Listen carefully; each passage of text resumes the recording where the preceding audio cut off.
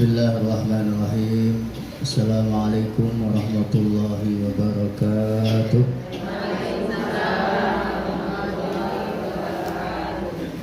Alhamdulillahi rabbil alamin. Wassalatu wassalamu ala asyrafil anbiya wal mursalin. Arsalahullahu rahmatan lil alamin. Sayyidina wa maulana Muhammadin sallallahu alaihi wa alihi wasallam, Nabiyil Arabil Amin, Imamil Muttaqin wa Qaidil Mujahidin, wa ala alihi wa ashabihi wa man tabi'ahum bi ihsanin ila yaumiddin, amma ba'du.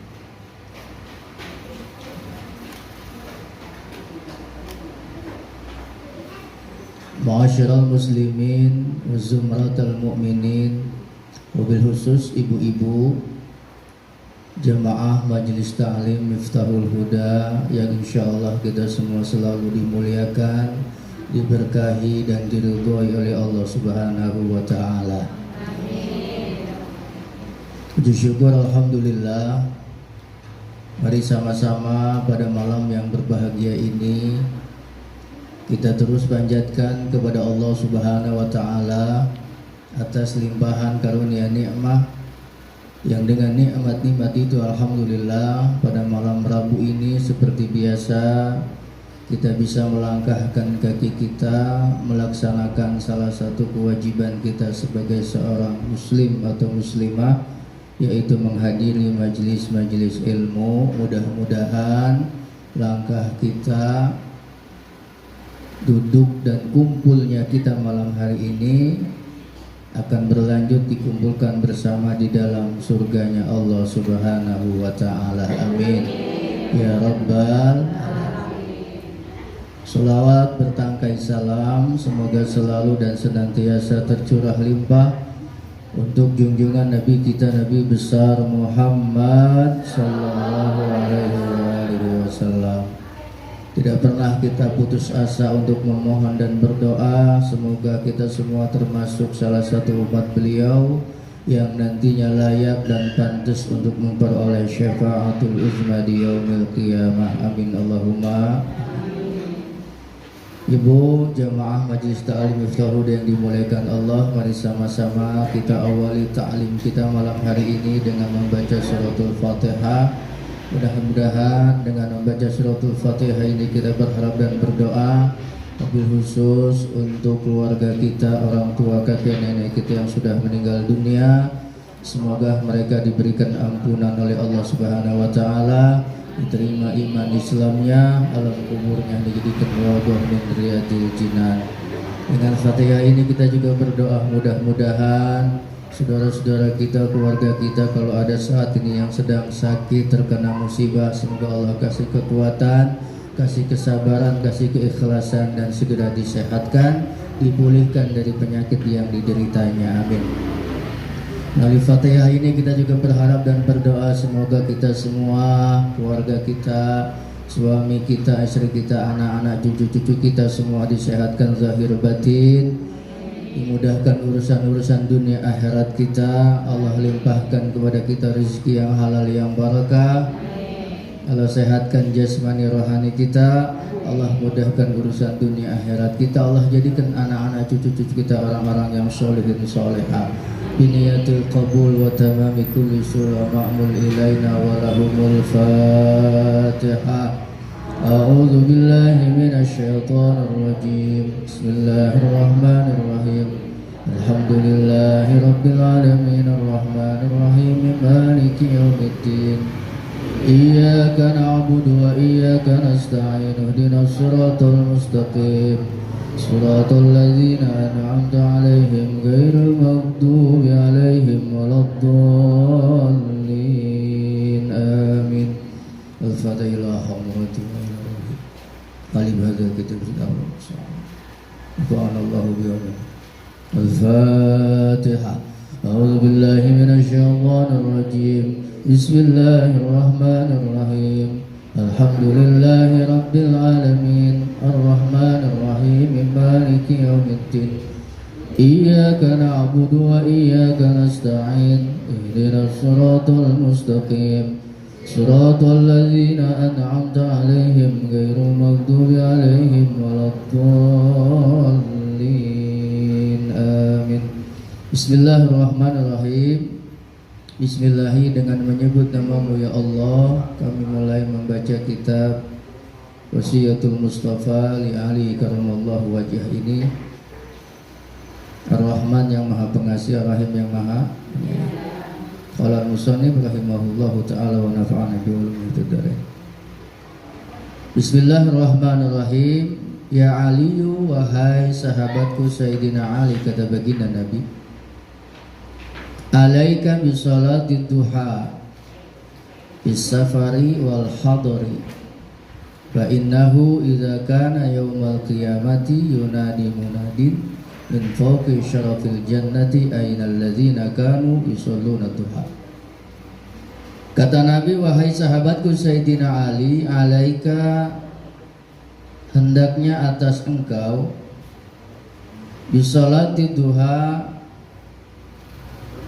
untuk melaksanakan sholat sunnah duha, bisafari, baik ketika sedang berpergian, wal hadari, maupun ketika sedang tidak berpergian. Mengapa baginda Nabi mewasiatkan kepada Sayyidina Ali karamallahu wajah untuk melaksanakan sholat sunnah duha baik sedang berpergian maupun ketika tidak berpergian? Fa innahu, karena sesungguhnya keadaan idza kana, apabila ada, yaumal qiyamati, datang hari kiamat nanti, itu yunadi memanggil. Siapa munadin? Orang yang memanggil. Min fawqi syarafil jannah, manggilnya dari atas surga yang mulia. Bunyi panggilannya begini nih, Ainal ladzina, dimanakah orang-orang kanu yang ada alladzina itu yusalluna, mereka dulu demen sholat ad-duha, sholat duha. Jadi nanti ketika terjadi hari kiamat nanti, di hari kiamat nanti ada panggilan, bunyi suara yang memanggil dari atas surga yang mulia. Bunyi panggilannya adalah, mana orang-orang yang dulu ketika hidup di dunia demen mengerjakan sholat sunnah duha. Cariin, dipanggil-panggil tuh. Apa kelanjutannya? Udhulu, masuklah kalian semua, masuklah mereka semua. Mereka semua adalah orang-orang yang suka sholat sunnah duha. Masuk kemana? Masuk ke surga. Min babid duha, masuknya dari pintu duha. Jadi nama pintunya khusus pintu duha. Masuknya bisalamin, dengan selamat, aminin, dengan aman, dengan tenang, dengan nyaman, dengan tentram.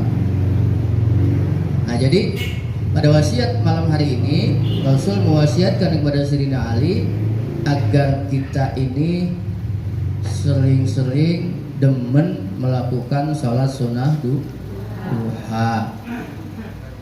Nah, nanti orang-orang yang senang sholat sunnah duha di kiamat, di hari kiamat ini dipanggil khusus, dicariin mana dia. Ibu-ibu Majlis Miftahul Huda, Mustalim Miftahul Huda yang demen sholat sunnah duha, sini panggilin. Kumpul sini, kumpul. Ayo masuk ke dalam surga. Bererat masuk semua, ibu-ibu Majlis Ta'lim Miftahul Huda masuk surga semua. Bisalamin aminin, dengan selamat, dengan tentram, masuknya dari pintu duha. Terus kata Nabi, kenapa kita dianjurkan untuk melaksanakan sholat duha? Karena wama ba'asallahu, dan tidaklah mengutus siapa Allah min nabiyyin, dari seorang nabi, illa kecuali wa amarahu, dan Allah memerintahkan kepada nabi yang diutus itu bisolati duha, untuk melaksanakan sholat sunnah duha. Maksudnya sholat sunnah duha itu adalah amalan para nabi. Jadi kalau kita sering sholat sunnah duha, maka secara nggak langsung kita ngikutin amalan para nabi. Ya, sholat sunnah duha ini termasuk sholat sunnah muqayyad. Dan sholat sunnah itu ada dua, ada sholat sunnah muqayyad, ada sholat sunnah mutlak. Perbedaannya adalah kalau sholat sunnah muqayyad itu sholat sunnah yang waktunya sudah ditentuin, ya, waktunya sudah ditentuin, ya. Terus ada momennya gitu. Sedangkan sholat sunnah mutlak, sholat sunnah yang waktunya kagak ditentuin, bebas, kapan aja dilakuin. Rakaatnya juga nggak kebatas, berapa rakaat aja sekuatnya. Nah, sholat sunnah muqayyad termasuk sholat sunnah duha. Di waktunya ditentuin, pagi ketika matahari terbit sampai sebelum waktu masuk waktu zuhur. Afdolnya jam 8 atau jam 9. Paling sedikit 2 rakaat, banyak 8 atau 12. Apalagi sholat witir, waktunya ditentuin, habis sholat isya sampai sebelum subuh, tahajud malam, namanya sholat sunnah muqayyad. Apalagi banyak ya, sholat tahiyatul masjid, sholat sunnah yang dikerjakan ketika kita masuk ke dalam masjid. Kapan saja ketika kita masuk masjid, maka disunahkan sholat sunnah. Apalagi sholat sunnah wudhu, kapan dikerjanya? Kalau habis wudhu. Kalau kita selesai wudhu, sholat sunnah. Walaupun sholat sunnah wudhu ini Nabi tidak mengerjakan, ini jadi yang disebut bid'ah hasanah. Nabi nggak pernah mengerjain sholat sunnah wudhu. Yang mengerjakan sholat sunnah wudhu adalah sahabat Bilal. Jadi Bilal dipanggil sama Nabi, ya Bilal, ta'al, sini Bilal, sini. Sami itu dafa na'alaika fil jannah. Saya mendengar, semalam tuh saya dengar suara telapak sendal kamu di surga. Bilal masih hidup. Jadi kata Nabi, Bilal, semalam saya ngedengerin suara sendal kamu jalan di surga. Amalan apa yang kau lakukan? Bilal menjawab, saya mendawamkan sholat sunnah wudhu. Jadi gak apa-apa. Jadi sholat sunnah ada berapa, Bu? Ada 2. Satu disebut sholat sunnah muqayyad, yang kedua sholat sunnah mutlak. Sholat sunnah muqayyad waktunya sudah ditentukan, kadang-kadang rakaatnya juga sudah ditentuin. Tapi kalau sholat sunnah mutlak, dia dikerjakan kapan saja, tidak ada waktunya, rakaatnya juga tidak dibatasi. Paham? Dan salah satu sholat sunnah muqayyad yang sangat dianjurkan adalah sholat sunnah duha. Kenapa? Karena sholat sunnah duha adalah amalan para nabi. Hanya baik kita sedang berpergian maupun tidak berpergian, apalagi nggak berpergian mah sempetin untuk melakukan sholat sunnah duha. Kata para ulama, orang yang senang melakukan sholat sunnah duha itu insya Allah rezekinya Allah mudahkan. Amin. Terus kalau ngomongin rezeki jangan yang kebayang di otak kita kan duit mulu ya. Asal ada rezeki baik duit baik. Padahal rezeki itu luas. Rezeki itu bukan hanya uang, sehat juga rezeki, istri soleh juga rezeki, anak-anak yang sehat, anak-anak yang soleh juga rezeki. Kita punya teman, punya tetangga baik juga rezeki. Wah, banyak banget rezeki mah. Allah luaskan. Cuman ingat nih Bu. Ingat, kalau sholat sunnah duha niatnya jangan pengen rezekinya dimudahin. Kita sholat sunnah duha niatnya karena Allah lillahi ta'ala. Jangan dua biar rezekinya udah. Lalu dua karena Allah Ta'ala sudah. lillahi ta'ala. Tidak berharap apa-apa kecuali berharap ridho Allah. Nanti kalau Allah kasih kita kemudahan, alhamdulillah. Enggak juga ya enggak apa-apa. Kalau kita karena Allah. Lantas kalau niat sholat duhanya karena mengharapkan sesuatu, ketika sesuatu kita nggak kita dapetin, akhirnya nyalahin duhanya. Wah, gue baca sholat duha tiap pagi, begini-begini aja hidup. Nah, itu dia. Makanya dalam melaksanakan ibadah, sekali lagi niatnya karena Allah. Itu yang pertama. Kita lanjutkan hadis berikutnya.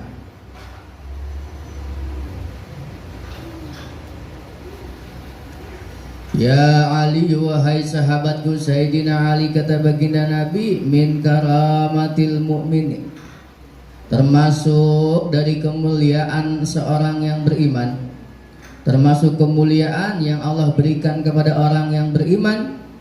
Yang pertama, zaujatun muwafiqatun, adalah istri yang taat, istri yang nurut, istri yang patuh. Wassalatu, dan yang kedua kemuliaan yang Allah berikan kepada seorang mukmin adalah wassalatu, dia bisa mengerjakan sholat jamaatan, dalam keadaan berjamaah.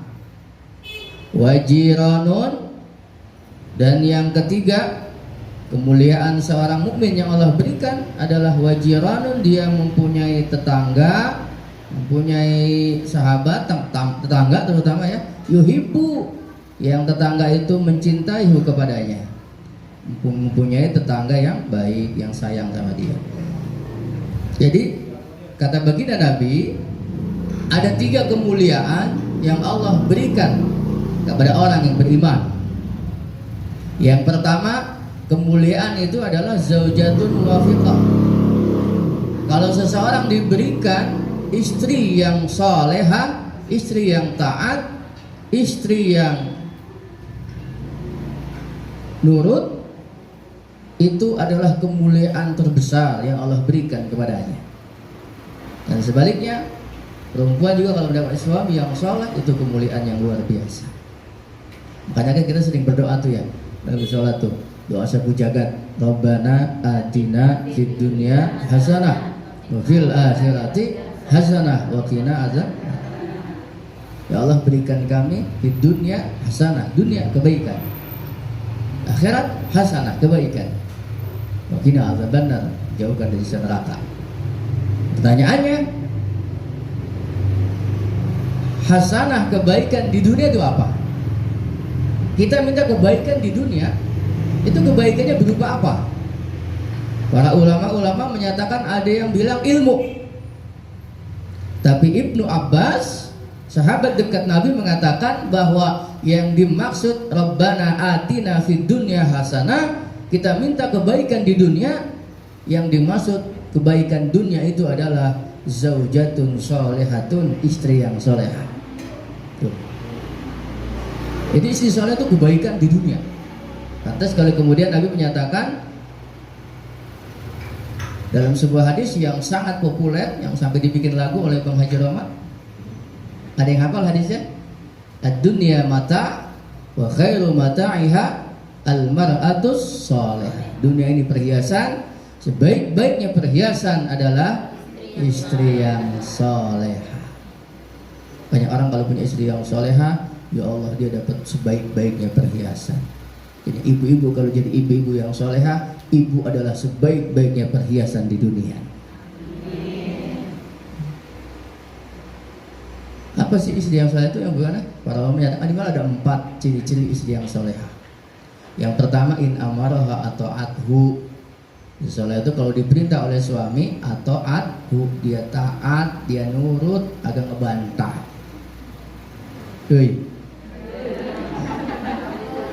Ya omongin pada diam aja. Istri yang soleh yang pertama kalau diperintah sama suami dia taat, dia nurut, dia kagak ngebantah. Sejelek apapun laki kita, Bu, ya, tetap harus nurut selama perintah suami kita tidak melanggar aturan Allah. Makanya laki-laki tuh beruntung banget punya istri kalau soleha. Jangan nyari cantik doang, lu cantik kalau nggak soleh percuma. Lebih kasihan lagi udah jelek agak soleha.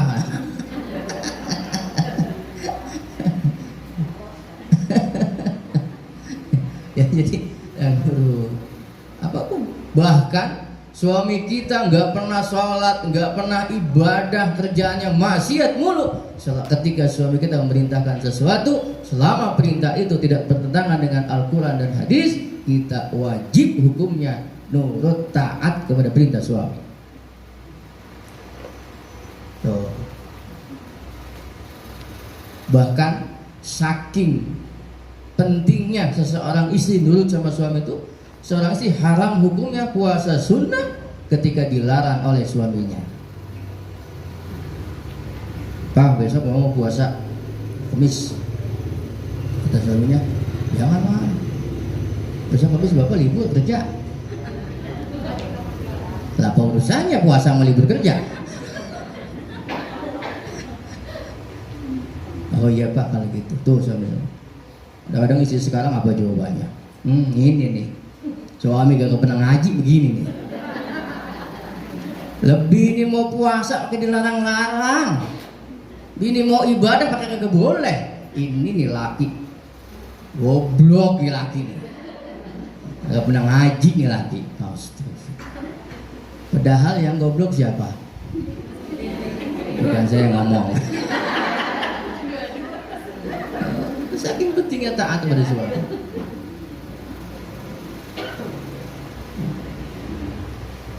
Gak boleh kita melototin laki. Ketika seorang istri melototin laki atau berkata kasar kepada suaminya, maka saat itu juga gugur kewajiban suaminya untuk memberikan nafkah pada istrinya. Ibu ya, apa yang pertama? Taat ketika diperintah oleh suami. Yang kedua, ciri istri yang salah itu innadzara ilaiha hasaratuhu. Istri itu kalau dilihat, dipandang oleh suami, bikin senang hati suami. Mau tanggal berapa juga dilihat suami, enak, nyenengin. Ini macam perutnya habis gajian doang. Akhir bulan menyok lagi di muka, ditekuk lagi di mulut, jangan. Ya. Pokoknya ketika suami memandang harus nyenengin hati suaminya. Jadi harus nyenengin. Istri soleh itu menjadi penyejuk dikala suami sedang panas, jadi obat ketika suami sedang sakit. Ya. Jadi selimut ketika suami sedang kedinginan. Itu istri soleh seperti itu. Jadi ketika kita taat sama suami, dengan suami itu jangan lihat suami kita, jangan. Tapi yang kita dibayangkan kita adalah ini perintah Allah. Jangan lihat suami kita, jangan ini lihat yang kita lihat ini perintah Allah. Jangan lihat suami gue begitu banget, jangan. Yang lihat ini kewajiban, ini perintah Allah. Ini perintah Rasulullah, itu yang kita harus ingat. Saya bilang bahwa nyuci, nyetrika, gosok itu bukan kewajiban ibu sebagai istri, enggak wajib. Ketika ibu nggak masak, ibu nggak nyuci, ibu nggak gosok, ibu nggak dosa. Tapi ketika suami memerintahkan, baru jadi wajib. Contoh, mah bikinin kopi, maka bikinin kopinya ibu buat suami, itu jadi wajib. Mah cuciin baju bapak, wajib cuci baju. Tapi ketika suami nggak memerintahkan, maka tidak wajib. Dan ketika ibu masak, suami nggak merintah, maka masaknya ibu menjadi amal soleh. Ngegosoknya ibu, nyucinya ibu, semua jadi ladang ibadah buat ibu. Paham? Jadi ibu nggak masak kagak dosa, ibu kagak dosa. Tapi kalau suami nyuruh, maka jadi wajib. Kalau suami nggak nyuruh, nggak apa. Tapi kalau suami nggak nyuruh, ibu melakukan itu, maka itu jadi kebaikan. Ya,